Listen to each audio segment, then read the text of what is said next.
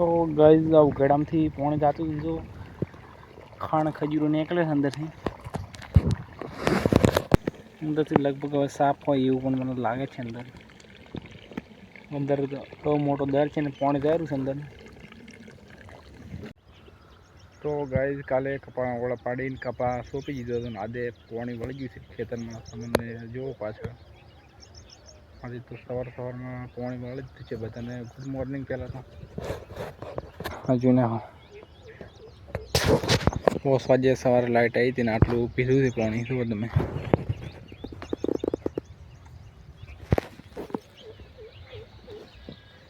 બાજુ પણ જોઈ નાખો.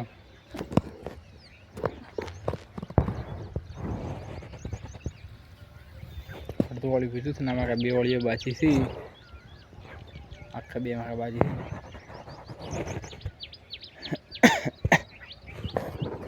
બાકી બ્લોગમાં એન્ડ સુધી બની ચેનલને સબસ્ક્રાઈબ ના કરી તો જલ્દી સબસ્ક્રાઈબ કરી દે.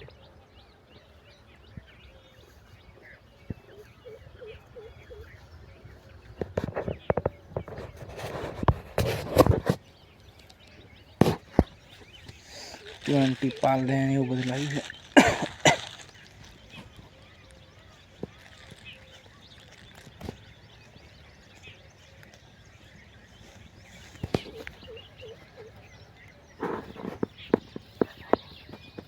આમાંથી આવેલું છે પાણી.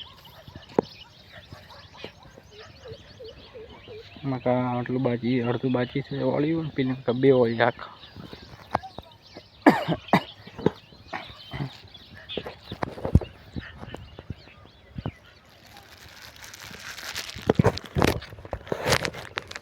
બાકી બ્લોગ પસંદ આવે તો આપણા બ્લોગને એક લાઈક કરી ચેનલને સબસ્ક્રાઈબ કરી દેજો ખાસ. બાકી આપણે ડેલી બ્લોગ બનાવીએ છીએ તો જોવાનું ભૂલતા નહીં આપણી યુટ્યુબ ચેનલમાં.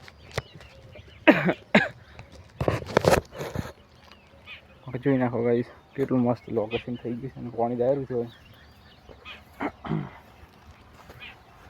પાર્લે લાવ્યા હતા 20 પાર્લે ને બધું આપણે મૂકી દઈએ. પહેલાં તો મૂકી દીધું છે. આ છે મારા સ્ટેન્ડ હતું, આખું સ્ટેન્ડ ભરી ગયું છે. આટલું રહી ગયું. બાકી બ્લોગમાં બને રહેજો. ચેનલને સબસ્ક્રાઈબ ના કરી સબસ્ક્રાઈબ કરી દેજો. બાકી આપણે ગુજરાતી ભાષાની અંદર બ્લોગ કેવા લાગે છે પણ કોમેન્ટ કરી દેજો. ગાઈસ બે વાળી પી ગયા છે પીરી મકાના બે વાળી પી ગયા છે ને છેલ્લા વાળીમાં વળી છે હવે પાણી. બાકી કપાસ કાલે સોંપી દીધો હતો. આજ પાણી મળ્યું છે.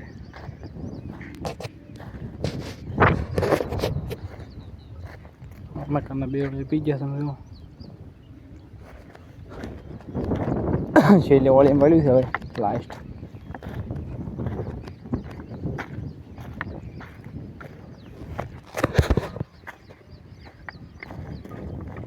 બોટલ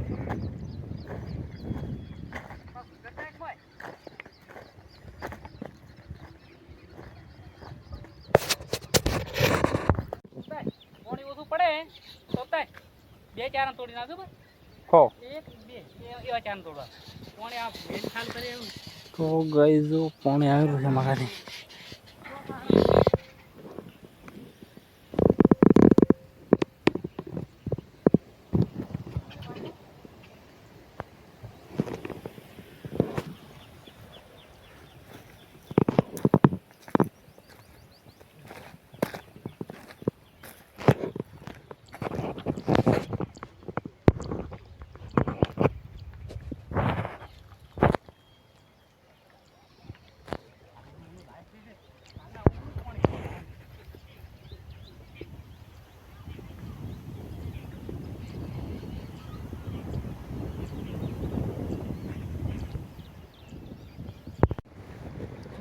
તો ગાઈસ આ ઉઘેડામથી પાણી જાતું જો ખાણ ખજૂરો નીકળે છે અંદરથી.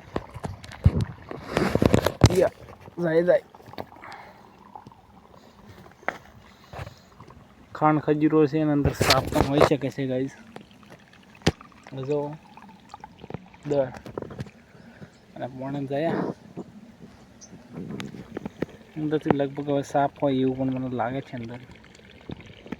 અંદર તો મોટો દર છે ને પાણી જાય છે અંદર.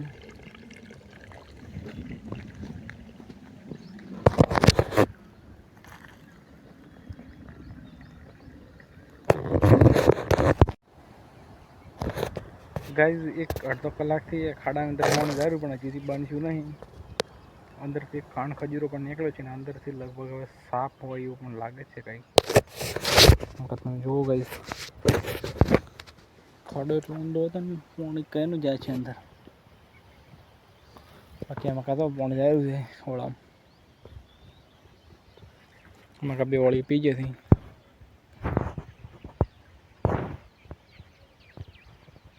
જો ગાઈઝ